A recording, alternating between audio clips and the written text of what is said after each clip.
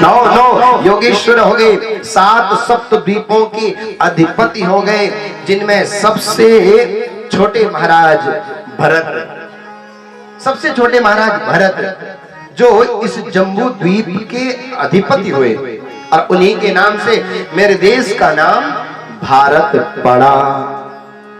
भैया इस देश का नाम पहले क्या था कोई जानता है? नहीं, बोलो राधे राधे। इस देश का नाम सबसे पहले था ब्रह्मावर्त, ब्रह्मा आवर्तित, जहां ब्रह्म उतरता है। भैया जितने भी अवतार हुए यही तो हुए मेरे भारतवर्ष में, भगवान के जितने अवतार हुए सब यही हुए। और फिर इस देश का नाम हुआ आर्यावर्त। हमारे देश में ही आर्यावर्त, आर्य करते श्रेष्ठ को, जहां श्रेष्ठ जन रहते हो, आर्य कहते श्रेष्ठ को। महाराज हर क्षेत्र में देखिए, साहित्य के क्षेत्र में भारत जैसा कोई दूसरा देश नहीं। महाराज इस दुनिया की इतनी जनसंख्या नहीं है जितनी भारत में पुस्तकें लिखी गई है, ग्रंथ लिखे गए हैं। इसकी विशेषता, विलक्षणता, अति विशेषता है। अगर ये पूरी दुनिया, अगर ये पूरी दुनिया एक घर है तो उस घर का मंदिर मेरा भारत वर्ष है। जिसकी विशेषता है, उद्भटता है। महाराज ये अंग्रेज आए, ये भारत भारत तो बोल नहीं पाते, तो ये बारात विरात करते रहते महाराज, तो एक और नामकरण कर दिया। क्या कर दिया? इंडिया। बोलो राधे राधे। इंडिया नाम कर गया कि महाराज महात्मा भरत एक दिन राज्य का परित्याग करके जा पहुंचे गंडकी नदी के किनारे, और ये गंडकी बहती है नेपाल में, और वहां पर एक दामोदर कुंड है जहाँ लोग तुलसी जी को लेकर जाते हैं और वहां छोड़ते हैं तो शालिग्राम उछलते हैं, लोग पकड़कर लेकर उन्हें आ जाते हैं। कि महाराज इस शालिग्राम तीर्थ पर जाकर महाराज भरत ने अद्भुत तप करना प्रारंभ किया। तप करते थे, एक दिन गंडकी नदी के किनारे महात्मा भरत गए और उधर से देखा एक गर्भवती मृगी जल पीने आ गई, और वही क्षण पीछे से शेर दहाड़ा जोर से, वो भयभीत हो गई और उसका जो प्रसव था वो हो गया और वो नदी में गिर गई। महाराज वो बह गए, मर गई। उसका जो मृग शावक जो बच्चा था वो नदी में बहने लगा। महाराज भरत जी को दया आ गई, वे उसमें कूद पड़े और मृग शावक को बचा लिया। मृग शावक उस बच्चे को बचा लिया, अपनी कुटिया पर लेकर आए, उसका लालन पालन किया। महाराज उसके लिए अब हर समय चिंतन करते। पहले जब आंखें बंद करते थे तो चतुर्भुज नारायण का चिंतन होता था, अब महाराज आंखें बंद करते हैं तो मृग चिंतन होता था। अरे इसने खाया कि नहीं, अरे इसने पिया कि नहीं। अब महाराज एक दिन क्या हुआ, महात्मा भरत जा पहुंचे जंगल में दुर्वा घास बीनने के लिए, वो मृग के लिए। मृग कुटिया में अकेला था। अब एक क्षण बहुत से मृगों का झुंड सामने से गुजरा और उस मृग शावक बच्चे ने देखा, अरे ये सब तो मेरे जैसे हैं, और मैं तो वो दाढ़ी जटा वाले को अपना समझता था, वो तो मेरे जैसा है भी नहीं। और महाराज मृग शावक जा पहुंचा उस झुंड में और मिलकर वहां से भाग गया, गायब हो गया। महात्मा भरत जी आए, देखा तो कहीं कुटिया में कोई मृग शावक बच्चा कोई मिला नहीं। बहुत परिश्रम किया, बहुत ढूंढा, नहीं मिला। इतना विरह हुआ कि महाराज हिरण की याद में अंततोगत्वा अपना शरीर छोड़ दिया। अगला जन्म उन्हें हिरण का मिला, हिरण का मिला, पर याद रहा। हिरण योनि में भी उन्हें याद रहा, मैं किस चक्कर में फंस गया था। भैया प्रेम मोह, मोह और प्रेम के अंदर क्रिया एक सी होती है, पर दोनों में एक भेद है। जिस संबंध के अंत में बिछड़ना दुख है उसे मोह कहते हैं, और महाराज जिस संबंध के अंत में सर्वदा आनंद ही आनंद है और फिर महाराज परमानंद है उसे प्रेम कहते हैं। कि महाराज जहां मोह होता है वहां एक दिन दुख झेलना पड़ता है, और जहां प्रेम होता है वहां आनंद के साथ परमानंद जुड़ जाता है। हिरण को याद करके मरे तो अगला जन्म उन्हें हिरण का मिला कृष्ण त्वरीय पद पंकज पंजरा अद्यैव में विशतु मानस राज हंस प्राण प्रयाण समय कफवात पित्तौ कंठावरोदन विदो स्मरणं कुतस्ते। याद रही मैं किस चक्कर में फंस गया था महाराज।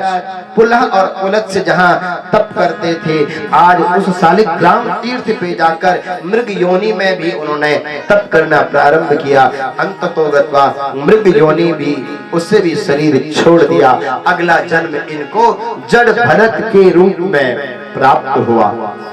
एक ब्राह्मण के यहाँ पैदा हुए और महाराज पहले भरत थे, अब जड़ भरत हो गए, जड़वत हो गए। जैसे रामायण का एक प्रसंग आता है ना, अहिल्या जी क्या हो गई थी, शिलावत हो गई थी। शिला बन गई ऐसा नहीं है, पत्थर बन गई ऐसा नहीं है, शिलावत हो गई, पत्थर के समान हो गई। आंख है देखने का मन नहीं, पैर है चलने का मन नहीं, हाथ है कुछ काम करने का मन नहीं, जड़वत हो गई, शिलावत हो गई। ऐसे ही ये भी महाराज पहले भरत थे, अब जड़ भरत हो गए। आंख है देखने का मन नहीं, पैर है चलने का मन नहीं। अब महाराज ये भी महाराज ऐसे थे कि कोई काम वाम तो करते नहीं। इनके भैया थे, उन्होंने कहा भैया अरे तो कोई काम वाम तो करता नहीं भाई, अरे जा खेत की रखवाली कर। ये भी जा पहुंचे खेत में महाराज। अब वहां महाराज गाय आए, बैल आए, घोड़ा आए, चिड़िया आए महाराज। किसी को भगाए ना, हाथी आए किसी को ना भगाए। कहे कि राम जी की चिड़िया, राम जी का खेत, अरे खाओ खाओ खाओ खूब खाओ, ये किसी को भगाए ना।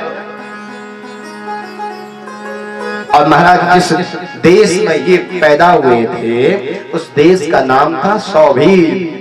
और सौभीर देश का जो राजा था उसका नाम था रहुगण, बड़ा अभिमानी राजा। अरे भैया उसे सत्संग का भी अभिमान था।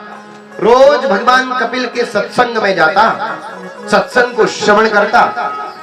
और कोई कुछ कह देता उसको तो कहता ऐ तू मुझे क्या बताएगा, जानता नहीं मैं किसका सत्संग सुनता, स्वयं भगवान कपिल का।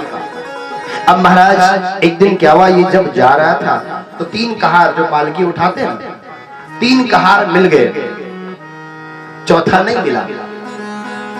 जब चौथा नहीं मिला, थोड़ा और दूरदृष्टि से देखा तो खेत में एक हृष्ट पुष्ट व्यक्ति बैठा हुआ है। उसे बुला लिया, आओ भैया इधर आओ, राजा की पालकी उठानी है। ये भी महाराज ऐसे साधु, ये भी आ पहुंचे और पालकी उठाई।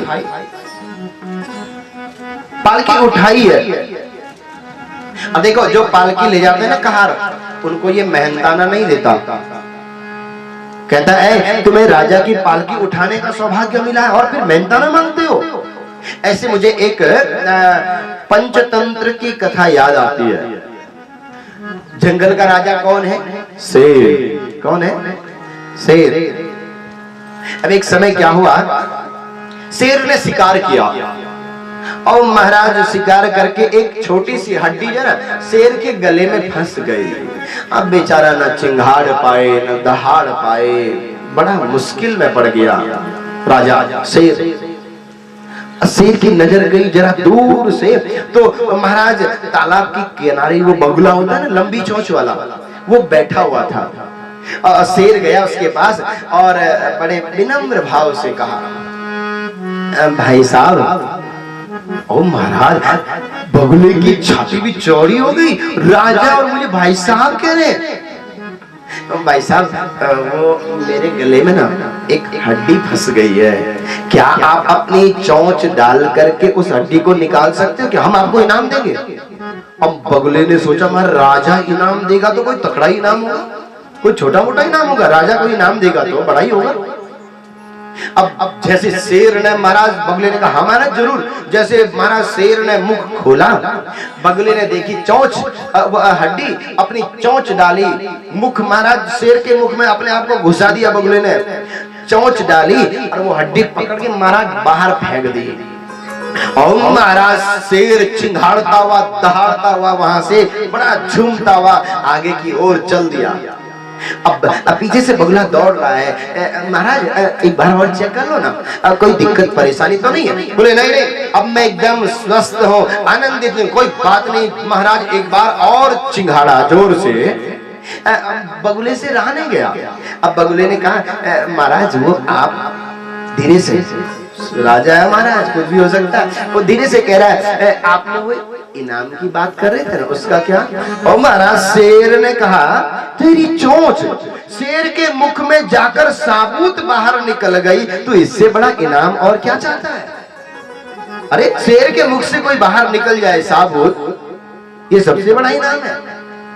ये भी महाराज रहुगढ़ कहार पालकी उठाते, उन्हें मेहनताना नहीं देता, कहता तुमने राजा की पालकी उठाई, तुम्हारा सौभाग्य है। अब महाराज 3 कहार जो पहले से लगे हुए थे वे महाराज बड़े आराम से, प्रेम से, मनोभाव से चलते। जो चौथे इन्होंने जोते थे ना जड़ भरत जी, सरल जो होता है वो नीचे देखकर चलता है, अभिमानी ऊपर देखकर चलता है। अब महाराज जड़ भरत जी चल रहे हैं नीचे देखकर, कोई छेटा कोई चींटी पैर के नीचे आ जाते, एकदम से उछलते, तो राजा जो जिस पालकी में बैठे थे वो उछलती। राजा कहता ऐ ठीक से चलाओ। 3 कहार कहते महाराज हम तो ठीक ही चला रहे हैं, पर जो ये आपने जोता है ना चौथा, यही ठीक से नहीं चलता महाराज। अब की महाराज जैसे ही जड़ भरत जी उछले, इससे रहा नहीं गया, ये रथ से नीचे उतर गया। कहा तेज और ब्रह्मसूत्र से आप ब्राह्मण मालूम पड़ते हो, पालकी चलाना भी तुम्हें आती नहीं है क्या? आज रहुगण से जड़ भरत ने कहा रहो गणेश तपसा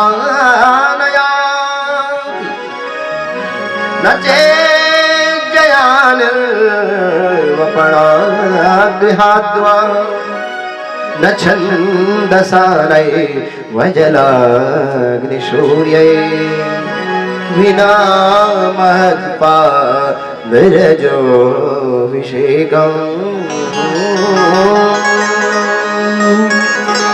ऐ शौवीर देश के अभिमानी राजा रहुगण, ये देख नीचे मिट्टी पड़ी हुई है, मिट्टी के ऊपर मेरा पैर है, पैर के ऊपर मेरी कटी है, कटी के ऊपर मेरा उदर है, उदर के ऊपर मेरा वक्षस्थल है, वक्षस्थल के ऊपर मेरा कंधा है, कंधे के ऊपर ये पालकी है, इस पालकी में बैठा हुआ तू अभिमानी राजा रहुगण है।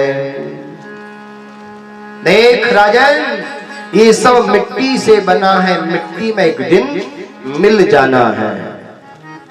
आज महाराज बिना महद पद रजोभिषेकम, इसलिए तो बात आई कि संतों के चरणों की चरण रज लेकर अपने माथे पर सुशोभित करो।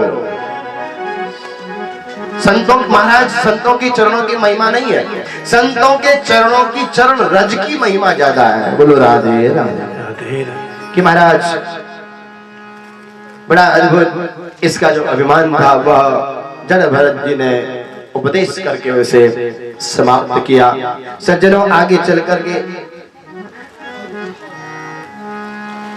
28 प्रकार के नरकों का वर्णन भागवत में आया। तामिश्र, अंध तामिश्र, रौरव, महारौरव, कुंभी, पाक, काल, सूत्र, वनम, असी, पत्र, मट, निरोधनम, ये सब 28 प्रकार के नरकों का वर्णन हुआ। स्वर्ग और नरक का वर्णन हुआ। भक्त का उद्देश्य स्वर्ग जाना नहीं है। आप हम स्वर्ग को कितना से समझते हैं भैया? स्वर्ग को ऐसा समझो जैसे 20 स्टार होटल होता है ना, 5 स्टार तो है, लेकिन 20 स्टार ले चलो। 20 स्टार होटल है, मतलब आपके पास जो है ना पुण्य का इतना पैसा होना चाहिए कि आप स्वर्ग पहुंच गए। और जिस दिन खत्म हो गए ना पैसे, देवता लात मार कर भगा देंगे, भैया जाओ, पैसे तो है नहीं, यहाँ 20 स्टार में ठहरे हो। इसलिए भक्त का उद्देश्य स्वर्ग जाना नहीं है, भक्त का उद्देश्य है भगवान के प्रेमता तक पहुंच जाना। बोले भक्त वत्सल भगवान की। सज्जनों, स्वर्ग और नरक का वर्णन हुआ।